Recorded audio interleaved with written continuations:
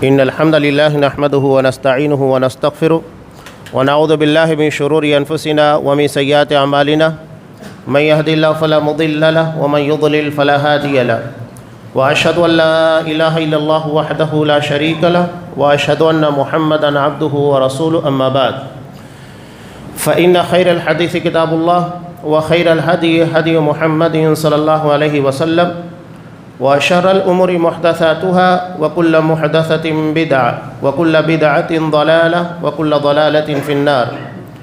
أعوذ بالله السميع العليم من الشيطان الرجيم. بسم الله الرحمن الرحيم.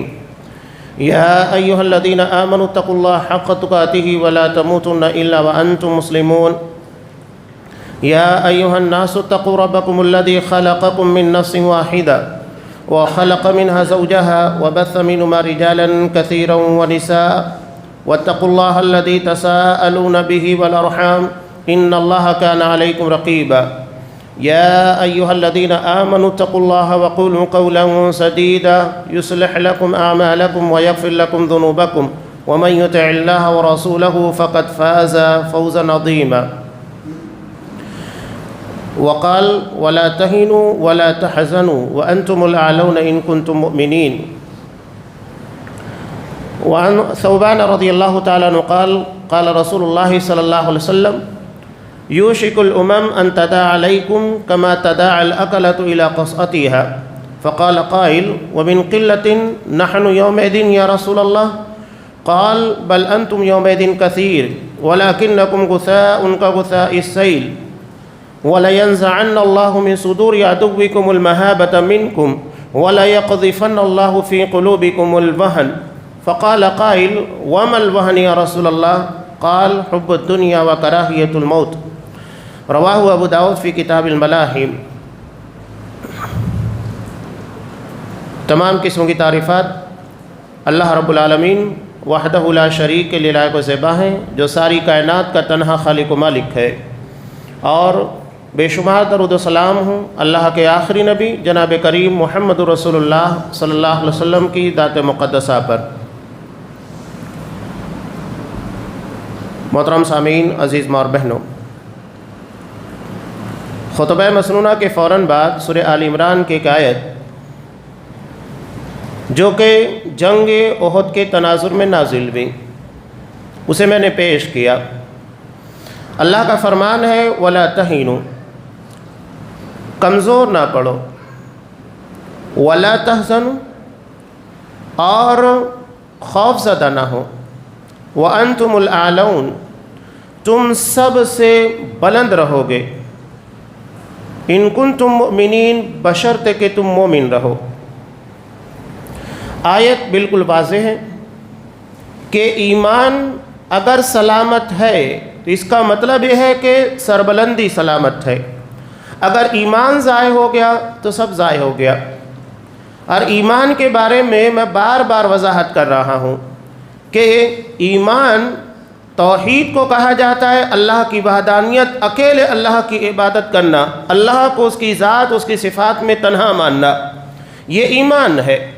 قرآن نے صاف کہا الذین آمنوا ولم یلبسوا ایمانہم بظلم، جو ایمان لائے اور اپنے ایمان میں یعنی توحید میں، عقیدے میں ظلم یعنی شرک کی ملاوٹ نہیں کی. امن انہی لوگوں کے لیے اور ہدایت کے پر یہی ہے.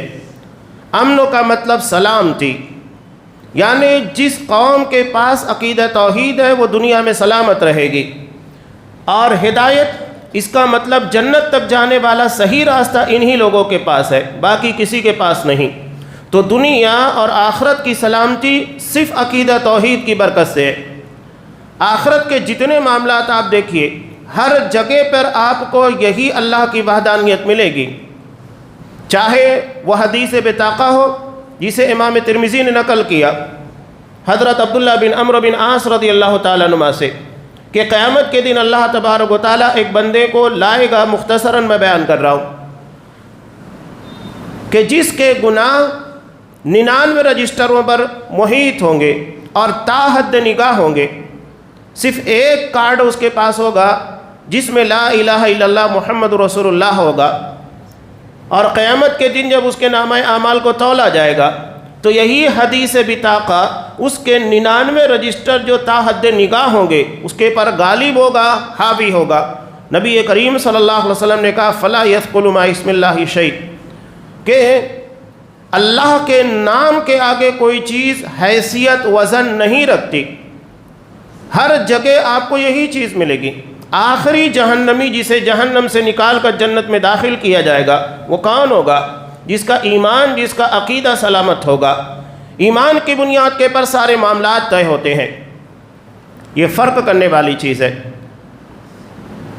حضرت موسیٰ علیہ السلام کی قوم میں ایک واقعہ گھٹا، ایک شخص کا قتل ہوا، قاتل کا پتہ نہیں لگ رہا تھا، تو اللہ نے سب سے پہلے عقیدے کی سلامتی ان لوگوں سے طلب کی۔ آج بھی آپ دیکھیے کہ بنی اسرائیل کی پھوٹی ہوئی ایک شاخ جو ہمارے یہاں برامن ہے، ان لوگوں کے ہاں گائے کی عقیدت اور محبت پائی جاتی ہے۔ یہ وہی قوم ہے سامری جس کے بارے میں حضرت موسیٰ علیہ السلام نے بد دعا دیتے ہوئے کہا تھا کہ ان تقول علی مساس، تجھے بد دعا دی جا رہی ہے، تو لوگوں کو کہے گا کہ ڈونٹ ٹچ می، مجھے چھوؤ مت، یعنی تجھے علیحدہ کر دیا جائے گا۔ اور آج بھی وہی چیز ہمیں یہاں پر نظر آتی ہے کہ چھوا نہیں جا سکتا ان لوگوں کو۔ یہ بد دعا ہے، یہ ان لوگوں کا اعزاز اور شرف نہیں ہے۔ تو حضرت موسیٰ علیہ السلام کے ذریعے اللہ نے کہا کہ پہلے تم گائے کو ذبح کرو۔ بہت ٹال مٹول کر رہے تھے، آخر انہیں گائے ذبح کرنی پڑی، تب اللہ نے ان کے مسئلے کا حل بتایا۔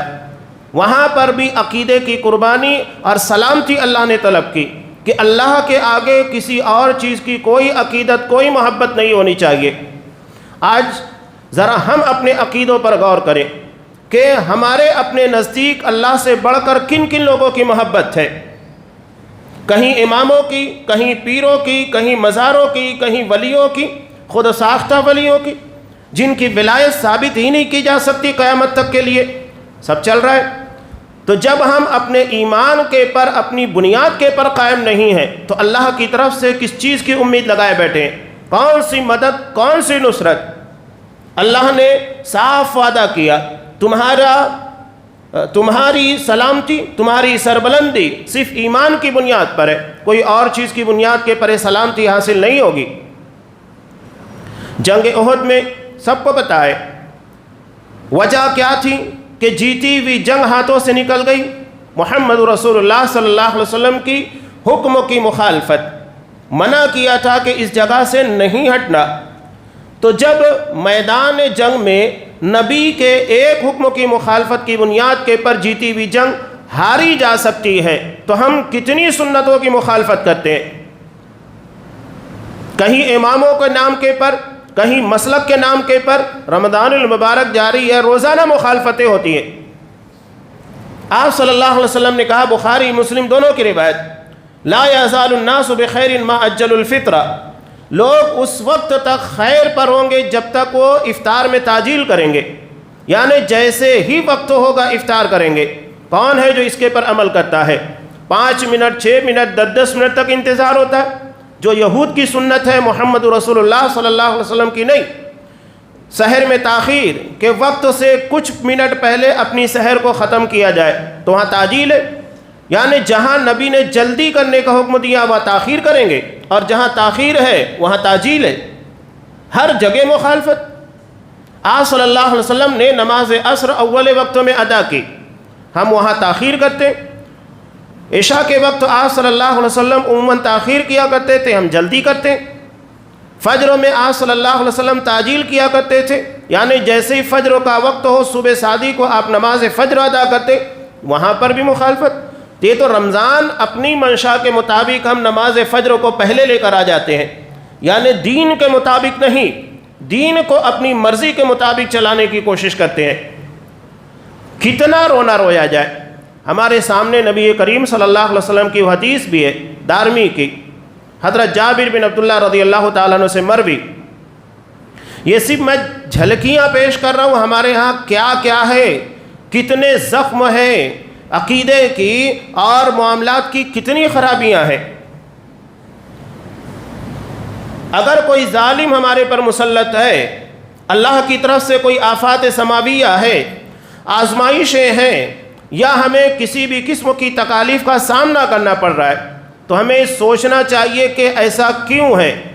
جسم میں اگر پیٹ میں درد ہو رہا ہے تو یہ سوچا جاتا ہے، دیکھا جاتا ہے کیوں پیدا ہوا، وہ اپنے آپ تو پیدا نہیں ہو سکتا، ہم نے کوئی غلط سلط چیز کھائی ہوگی، کوئی مسٹیک کی ہوگی۔ سر میں درد ہو رہا ہے تو ہماری کسی خطا غلطی کی بنیاد پر، ایسا نہیں ہے کہ اپنے آپ سر درد کرنا شروع ہو جائے۔ تو یہ معاملہ امت کا بھی ہے، اگر آزمائشوں میں، تکالیف میں، مشکلات میں گھیرے جا رہے ہیں تو کیوں گھیرے جا رہے ہیں؟ ہمیں صرف ظالم کا رونا نہیں رونا ہے، ہمیں یہ دیکھنا ہے کہ ہمارے اپنے اندر خامیاں کیا ہے۔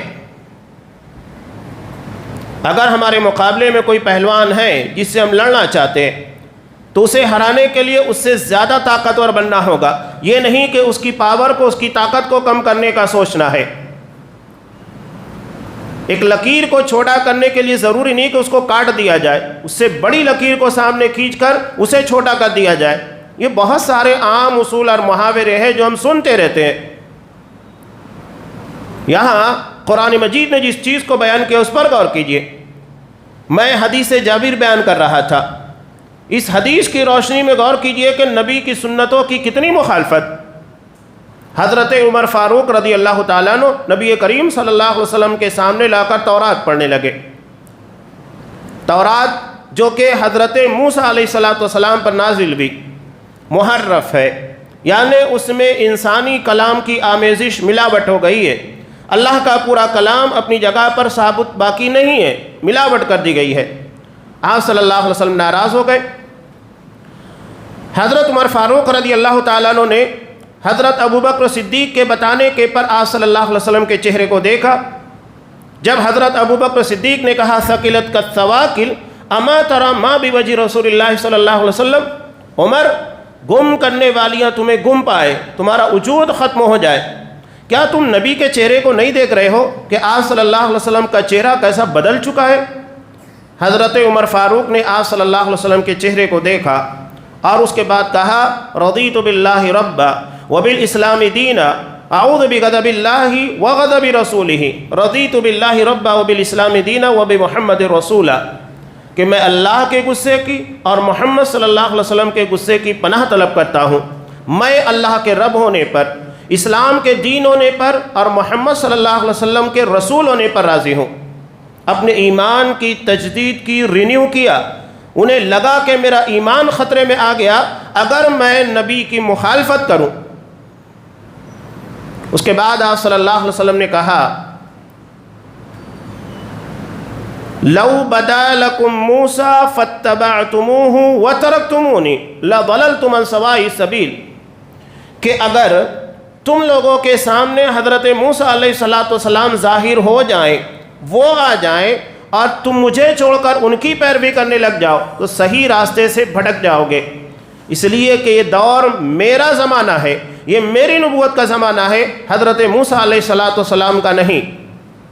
تو جب نبی کے مقابلے میں بنی اسرائیل کی ایک معزز شخصیت حضرت موسیٰ علیہ السلام نہیں چل سکتے تو نبی کے مقابلے میں کوئی امام، پیر، ولی، بزرگ کو کیسے چل سکتا ہے؟ سوال ہی نہیں پیدا ہوتا، لیکن ہم چلاتے۔ یہ مسلک، یہ تقلید پرستی کس بنیاد پر ہے؟ صرف اماموں کی بنیاد پر۔ مقصر ایک جملہ کہا کرتا ہوں جو بہت بڑی حقیقت کو اپنے اندر سموئے ہوئے ہے کہ نبی سے امت بنتی ہے اور شخصیت سے فرقے بنتے ہیں۔ مولانا مختار ندوی رحمہ اللہ نے کہا تھا،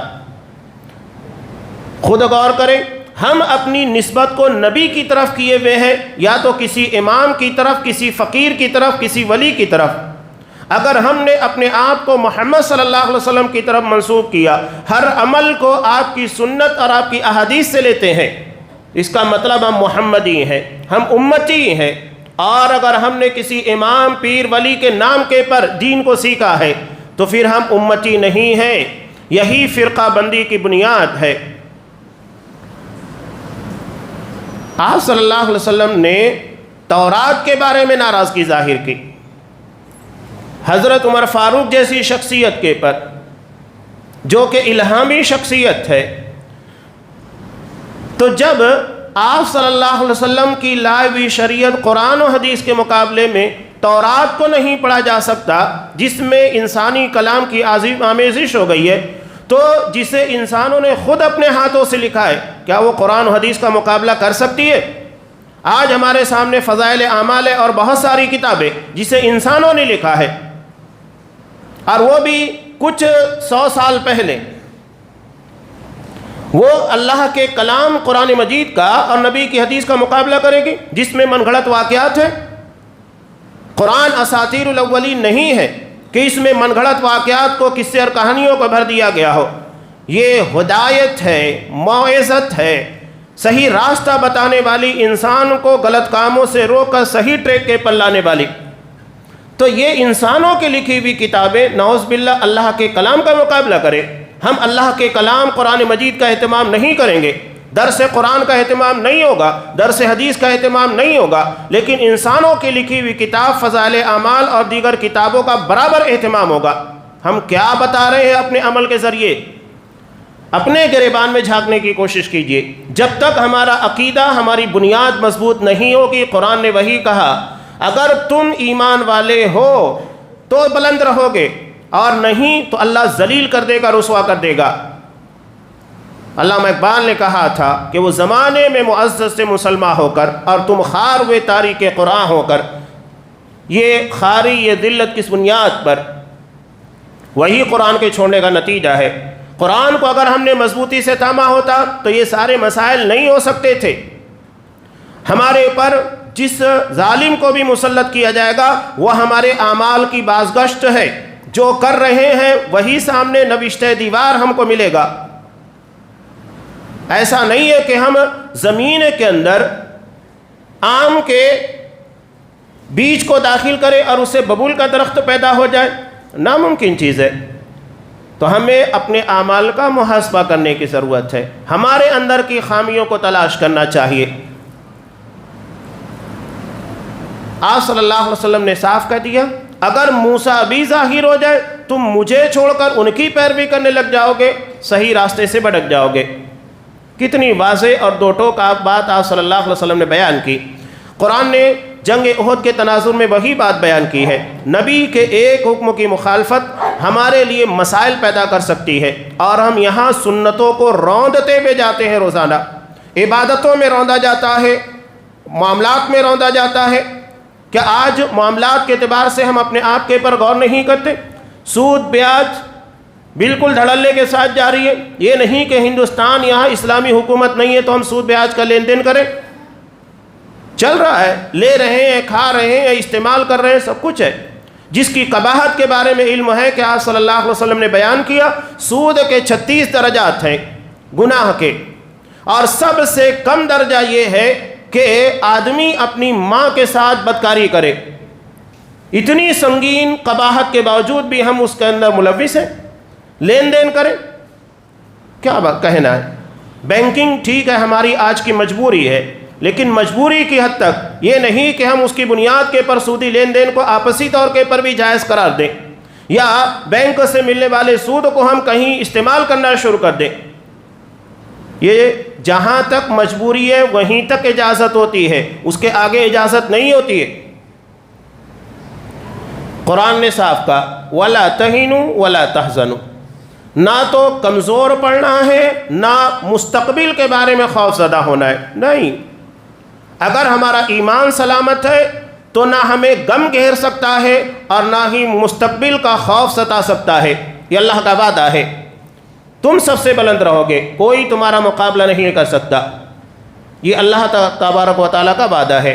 میں نے ایک حدیث آپ کے سامنے پیش کی تھی، یہ موجودہ حالات کے اعتبار سے آپ نے ہو سکتا ہے بارہا سنا بھی ہوگا، اور آپ صلی اللہ علیہ وسلم نے جو بتایا تھا وہ بیان نہیں واقع ہو رہا ہے، اور اس کی وجوہات بھی آپ نے بیان کی، کیوں ایسا ہوگا۔ بہت مشہور جامع حدیث ہے، حضرت ثوبان رضی اللہ تعالیٰ عنہ سے مروی، آپ صلی اللہ علیہ وسلم نے کہا یوشک الامم ان تدع علیکم، قریب ہے کہ امتیں تمہارے خلاف ایک دوسرے کو دعوت دیں گی۔ امم کہا یعنی مختلف مذاہب، مختلف فکر کے حاملین لوگ تمہارے خلاف اکٹھا ہوں گے، آج عالمی پیمانے کے پر دیکھیے ٹارگیٹ مسلمان ہے، تمہارے خلاف جمع ہے۔ آپ نے کہا کہ ایسا ہی ہوگا، اور ہو رہا ہے۔ جب نبی نے کہا تو ہونا ہے تو ہو کر رہے گا۔ کما تداعی الاکلۃ الی قصعتہا، جیسا کہ دسترخوان کے پر بیٹھا ہوا کسی دوسرے کو انوائٹ کرتا ہے۔ ہم دسترخوان کے پر بیٹھے کھانا کھا رہے ہیں، کوئی اور آتا ہے تو ہم کہتے ہیں کہ ٹھیک ہے آپ بھی بیٹھ جائیے۔ مسلمانوں کے خلاف اس طرح دیگر قوموں کو دعوت دی جا رہی ہے، شریک کیا جا رہا ہے، چاہے وہ برما کے حالات ہو، افغانستان کے، عراق کے، شام کے، ہر جگہ آپ کو نظر آئے گا کہ ایک ہی دشمن نہیں ہے، مختلف مذاہب کے لوگ ہیں جو مسلمانوں کو ٹارگیٹ کیے ہوئے ہیں۔ آپ صلی اللہ علیہ وسلم نے کہا کہ امتیں تمہارے خلاف اکٹھا ہو جائیں گی۔ سوال یہ پیدا ہوتا ہے کہ جو مثال آپ صلی اللہ علیہ وسلم نے دی دسترخوان کی، دسترخوان کے پر کوئی چیز کب سجائی جاتی ہے؟ ایک چھوٹا سا مرغا بھی ہے، کیا اسے دسترخوان کے پر یوں ہی لا کر پیش کیا جا سکتا ہے؟ نہیں جی، اڑ کر بھاگ جائے گا۔ اسے کیا کرنا ہوگا؟ ذبح کرنا ہوگا، اسے مار دینا ہوگا، تب وہ دسترخوان کی زینت بنے گا۔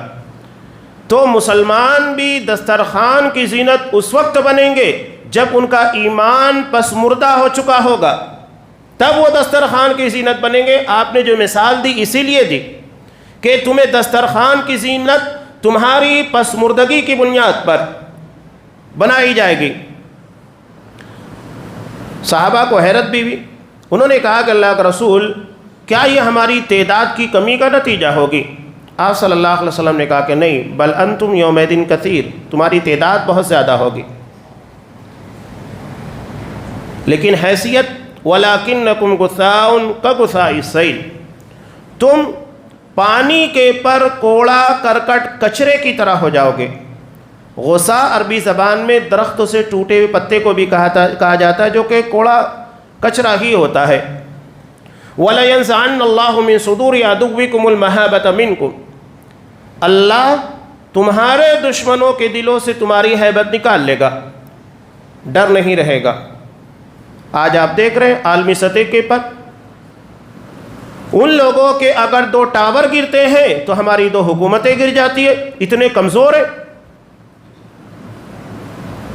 یہ ہماری حیثیت ہو چکی ہے، دشمنوں کے دلوں سے ہماری ہیبت نکال لی جائے گی۔ وَلَيَقْذِفَنَّ اللَّهُ فِي قُلُوبِكُمُ الْوَهْنَ، اور تمہارے دلوں میں وہن ڈال دیا جائے گا۔ صحابی نے پھر سوال کیا، وَمَا الْوَهْنُ یا رسول اللہ، یہ وہن کیا ہے؟ آپ صلی اللہ علیہ وسلم نے کہا، حب الدنیا وکراہیت الموت، دنیا کی محبت، موت سے نفرت۔ دنیا کی محبت کو اپنی جگہ کے پر غلط نہیں کہا جاتا، لیکن اگر یہ موت سے نفرت کا سبب بن جائے تو پھر یہ ناپسندیدہ ہے۔ ورنہ کسے اپنے ماں باپ سے، اپنی بستی سے، رشتہ داروں سے محبت نہیں ہوتی ہے، یہ ہے محبت، لیکن اگر یہ موت سے نفرت کا سبب بن جائے تو سمجھ لینا چاہیے کہ پھر معاملہ خراب ہو چکا ہے۔ جیسا کہ شوگر ہر کسی کو ہوتی ہے، لیکن اگر یہ اپنے لیول کو کراس کر جائے تو ہم کہتے ہیں کہ شوگر پیشنٹ ہے، یعنی وہ اپنی حد کو کراس کر چکا ہے۔ تو دنیا کی محبت اگر کراس کر کے موت سے نفرت کا سبب بن جائے تو سمجھ لینا چاہیے کہ ہم بیماری کے اندر مبتلا ہو چکے ہیں۔ اور وہی چیز آپ صلی اللہ علیہ وسلم نے یہاں پر بیان کی ہے۔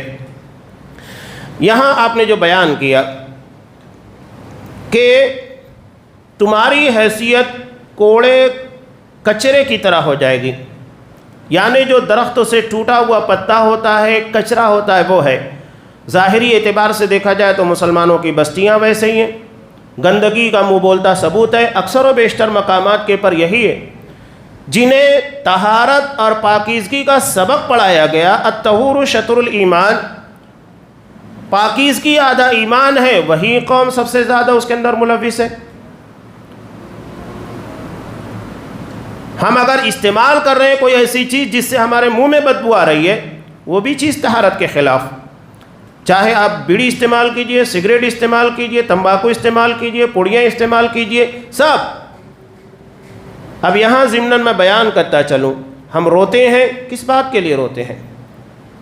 جس قوم کا سالانہ ایک ہی شہر کا کروڑوں روپے کا بجٹ اپنی صحت کی تباہی اور بربادی کے لیے استعمال ہوتا ہے، قرآن نے جب کہ کہا کہ کلوا من الطیبات، پاکیزہ چیزیں استعمال کرو جو صحت کے لیے نقصان دہ نہ ہو، ایک حلال کھانا بھی اگر باسی ہو جائے، اس میں بو آنے لگ جائے تو اسے استعمال نہیں کیا جاتا، تو پھر یہ نشہ آور اور دیگر حرام چیزیں ہمارے لیے کیسے جائز ہو سکتی ہیں؟ شہر مالیگاؤں جہاں سے میرا اپنا تعلق ہے، مہاراشٹر کا، کچھ سالوں پہلے وہاں پر ایک مہم چلی تھی نشہ مکت، یعنی نشے سے لوگوں کو آزاد کیا جائے۔ سال بھر کا وہاں بجٹ نکالا گیا، مسلم اکثریت علاقہ ہے، 80% مسلم، تقریباً 350 کروڑ روپے بیڑی، سگریٹ، تمباکو، ان ساری چیزوں کے پر خرچ ہوتا ہے۔ اگر اس میں سے 200 کروڑ روپے بھی پکڑے جائیں جو مسلمان خرچ کرتے ہیں تو کتنی افسوسناک بات ہے کہ ہم اپنی تباہی اور بربادی کو 200 کروڑ روپے میں سالانہ خرید رہے ہیں۔ اتنا بجٹ کیا ہماری اپنی قوم کے لیے کام نہیں آ سکتا؟ اگر ہم لوگوں سے اتنا بڑا فنڈ جمع کرنے جائیں، ہاسپٹل سے کہیے، مساجد کہیے، رفائی، جتنے کاموں کی بات کیجئے سب ہو سکتا ہے، اور یہ قوم جا کر روتی ہے کن لوگوں کے پاس؟ غیروں کے پاس، جبکہ اسلام نے ہم کو نظام زکوٰۃ دیا ہے کہ ہم اپنے اس ذریعے سے سارے معاملات کی اصلاح کر سکتے ہیں۔ اسلام دین فطرت، ایک بات ہمیشہ یاد رکھیے، کسی کا محتاج نہیں ہے، اللہ صمد ہے، بے نیاز ہے، اور اللہ کے تمام تر معاملات کے اندر بے نیازی آپ کو نظر آئے گی۔ اللہ نے ہم کو جو تقویم عطا کی وہ ہمیں فطری طور کے پر عطا کی کہ ہم چاند کو دیکھیں، اس کی بنیاد کے پر اپنے کیلنڈر کا آغاز کریں۔ ہمیں نماز کے جو اوقات بتائے گئے وہ سورج کی بنیاد کے پر، ہم اس کے سائے کو دیکھ کر اپنے نماز کے اوقات کی تعین کریں۔ یہ گھڑیاں، یہ ٹیکنالوجی سب ختم کر دیجئے، اسلام ختم نہیں ہوگا، اسلام اپنی جگہ کے پر باقی رہے گا۔ اب یہاں ضمناً ایک بات یہ بھی آئی کہ کچھ لوگ ایک چاند کے بارے میں بات کرتے ہیں، یعنی سعودی عرب۔ میں نے ایک شخص سے سوال کیا تھا شولہ پور کے اندر جو اسی بات کا قائل تھا۔ میں نے اس سے یہ کہا کہ یہ بتاؤ کہ تم ایک چاند کے قائل ہو یا تو سعودی عرب کے؟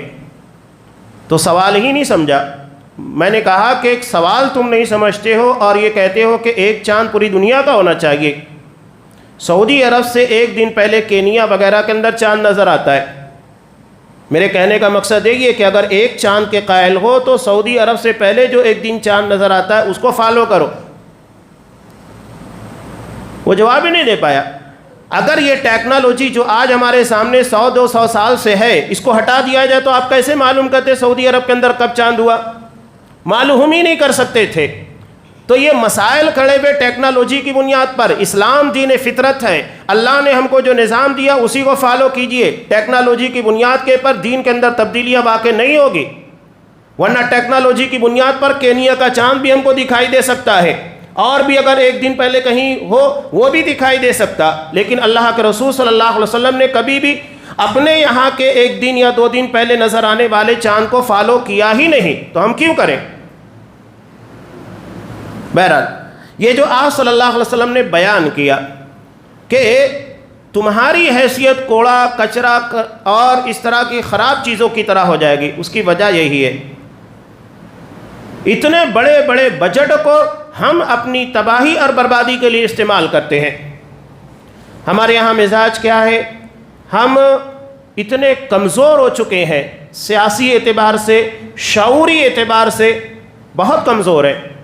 ہمارے یہاں کے نوجوان اور دیگر مسلمان کیا سمجھتے ہیں؟ جہاں پر بھی کوئی منفی خبر آئی، نگیٹو نیوز، فوری طور کے پر سوشل میڈیا کے پر پھیلانا شروع کر دو۔ سمجھتے ہیں کہ ہم بہت بڑا کارنامہ انجام دے رہے ہیں کہ دیکھو مسلمانوں کے تعلق سے ایسا ہو رہا ہے، ویسا ہو رہا ہے، یہ کرنے کی پلاننگ ہے، وہ ہے، یہ ہے، وہ ہے۔ تو قرآن نے تو پہلے کہہ دیا کہ وَإِن تَصْبِرُوا وَتَتَّقُوا لَا يَضُرُّكُمْ كَيْدُهُمْ شَيْئًا، کہ اگر تم صبر استعمال کرو یعنی اپنے آپ کو دین پر جمائے رکھو، تقوی یعنی اپنے آپ کو گناہوں سے محفوظ رکھو، ان کی کوئی سازش تمہارے خلاف کامیاب نہیں ہوگی۔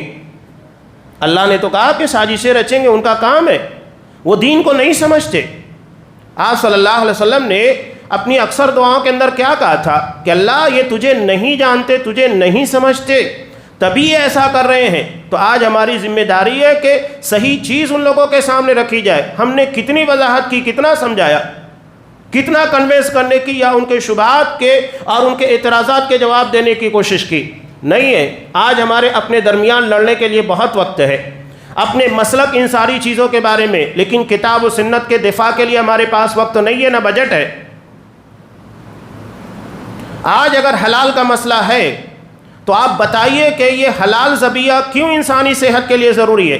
جرمنی کے اندر کافی پہلے، تقریباً 20-25 سال پہلے اس کے پر ریسرچ ہوئی کہ اسلامی طریقے سے جس جانور کو ذبح کیا جاتا ہے اور اس کے مقابلے میں جو دیگر ٹیکنالوجی، جھٹکا کہیے یا کرنٹ کے ذریعے، یا تو ایک ہی جھٹکے میں جانور کے سر کو قلم کر دینا پایا جاتا ہے، تو دونوں میں کون سی چیز مفید ہے؟ جانور کو کس میں سب سے کم تکلیف ہوتی ہے اور اس کا گوشت انسانی صحت کے لیے مفید ہوتا ہے؟ ان لوگوں نے باقاعدہ اس چیز کے پر ریسرچ کیا۔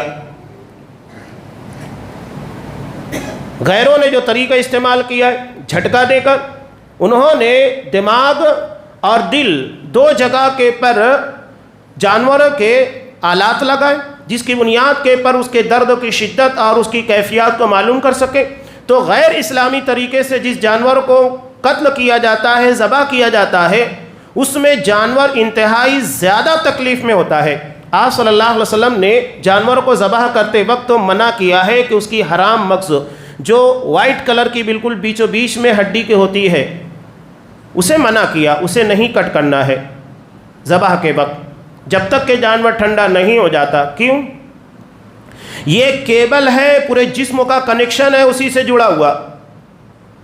اسلامی طریقے ذبح کے مطابق جب کسی جانور کو ذبح کیا جاتا ہے تو وہی افادیت بتائی گئی کہ جیسے ہی تیز چھری سے اس کی رگ کو کٹ کیا جاتا ہے، آپ صلی اللہ علیہ وسلم نے کہا کہ داہنی طرف سے، اور اس میں جو شہ رگ ہوتی ہے اس کو فوری طور پر کٹ کرنا ہے۔ آپ لوگ کو حیرت ہوگی، یہودیوں کے یہاں ذبیحے کے تعلق سے بہت سخت حکم ہے۔ وہاں ذبح کرنے والے کے لیے لازم ہے کہ وہ ایک ہی جھٹکے میں جیسے ہی چھری چلاتا ہے شہ رگ کو کاٹے۔ اگر وہ شہ رگ نہیں کاٹتا ہے جانور کی تو وہ ذبیحہ ان لوگوں کے حرام ہو جائے گا۔ آپ صلی اللہ علیہ وسلم نے داہنی طرف سے جو جانور کو رکھ کر ذبح کرنے کا حکم دیا، اس کی وجہ یہ جو رگ جاں ہوتی ہے، شہ رگ، یہ جیسے ہی کٹتی ہے درد کا احساس ختم ہو جاتا ہے۔ یہ درد کو محسوس کرنے والی نس ہوتی ہے۔ تو انہوں نے جیسے ہی ان چیزوں کے پر ریسرچ کیا، کمپیوٹر کے پر ساری ریسرچ کی گئی، تحقیقات، پتہ چلا کہ جیسے ہی جانور کو ذبح کیا جاتا ہے تو رگیں جہاں کٹنے کی وجہ سے جانور کو تکلیف کا احساس بالکل نہیں ہوتا۔ اب جو جانور تڑپتا ہے وہ درد کی وجہ سے نہیں ہوتا۔ جانور کیوں تڑپتا ہے؟ یہ آپ صلی اللہ علیہ وسلم نے منع کیا کہ اس کی حرام مغز نہیں کاٹنا ہے۔ دراصل جیسے ہی گلا کٹتا ہے اور یہ رگ کٹتی ہے، رگ جاں، تو اسی کیبل کے ذریعے سے دماغ دل کی طرف میسیج بھیجتا ہے کہ دماغ خطرے میں ہے، خون سپلائی نہیں ہو رہا ہے۔ تو دل جسم کے ایک ایک حصے سے سارے خون کو نچوڑنا شروع کرتا ہے، اسی سے جانوروں کے اندر اینٹھن پیدا ہوتی ہے۔ وہ دل کے انتہائی سخت پمپنگ کے نتیجے میں ہوتی ہے، اور دل جب جیسے ہی پورا خون چوس کر اسے دماغ کی طرف سپلائی کرتا ہے، چونکہ نالی کٹ چکی ہوتی ہے، گلا کٹا ہوتا ہے، تو سارا فاسد خون باہر نکل جاتا ہے اور گوشت انسانی صحت کے لیے مفید ہوتا ہے۔ اور یہی خون اگر باہر نہ نکلے، جیسا کہ ایک ہی جھٹکے میں گردن کو اڑا دینے یا تو پھر کرنٹ وغیرہ سے جھٹکا دے کر ذبح کرنے کی بنیاد پر، یہ فاسد خون باہر نہیں نکلتا، اس لیے کہ دماغ کی طرف سے دل کو میسیج ملتا ہی نہیں ہے اور دل پوری طرح پمپنگ نہیں کرتا۔ تو یہ اسلامی ذبیحہ جس میں جانور کو کوئی تکلیف نہیں ہوتی، اس لیے کہ رگیں جہاں فوراً کٹ جاتی ہے، اور دوسری بات یہ ہے کہ وہ انسانی صحت کے لیے مفید ہوتا ہے۔ یہ تحقیق مسلمانوں نے نہیں کی ہے، یہ تحقیق غیر مسلموں کی ہے، جرمنی کے اندر کی گئی۔ آج آپ اسی بنیاد کے پر دیکھیے کہ جو حلال سرٹیفکیٹ کے مسائل ہیں، ہندوستان کی بڑی بڑی جتنی کمپنیاں کہیے، یہ اڈانی، امبانی وغیرہ سارے کے سارے حلال استعمال کرتے ہیں، ان کے پاس سرٹیفکیٹ ہے، آپ نیوز کے اندر دیکھ لیجئے۔ یہ صرف لوگوں کے درمیان ایک سیاسی مدعا ہے، تو ہمیں اس چیز کو ختم کرنے کے لیے لوگوں کو کنونس کرنا ضروری ہے۔ تو یہ ہمارے یہاں غلطیاں ہیں. بس ایسی خبریں جس کی بنیاد کے پر مسلمانوں کو تکلیف پہنچے، یہ کیا جا رہا ہے، وہ کیا جا رہا ہے، مسلمان حیران و پریشان ہو. یہ اعصابی جنگ ہے. جنگ احزاب مسلمانوں کے لیے اعصابی جنگ تھی، جہاں لڑائی سے کہیں زیادہ ذہن کے پر دباؤ اور پریشر تھا. آپ صلی اللہ علیہ وسلم نے حضرت حذیفہ رضی اللہ تعالیٰ عنہ کو کیا کہا تھا؟ ایک اکیلے صحابی کو بھیجا تھا کہ جاؤ 10,000 کے مجمع میں خبر لے کر آؤ. کتنے ذہین صحابی.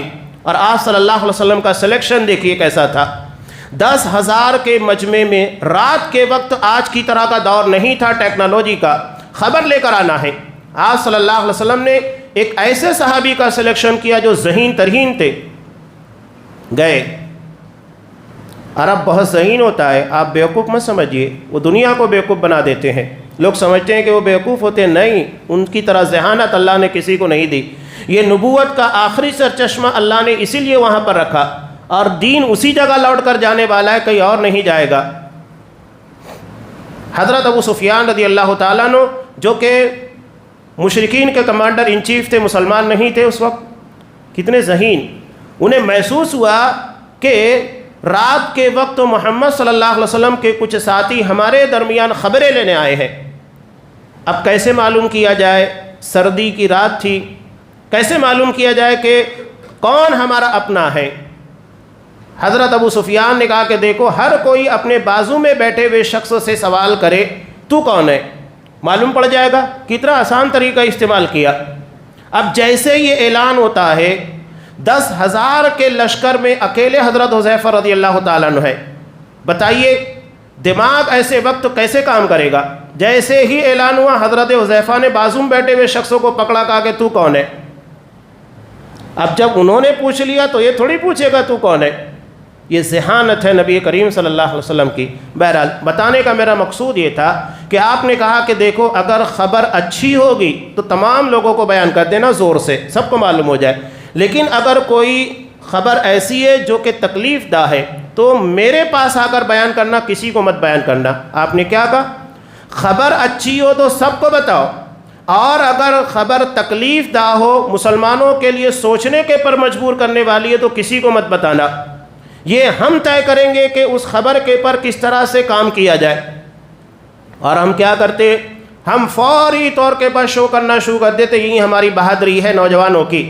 اتنا شعور نہیں ہے. جب ہم سیرت نہیں پڑھیں گے، صحابہ کی شخصیات اور ان کے کارناموں کے بارے میں علم نہیں ہوگا تو کہاں سے ساری چیزیں ہم کو سمجھ میں آئے گی.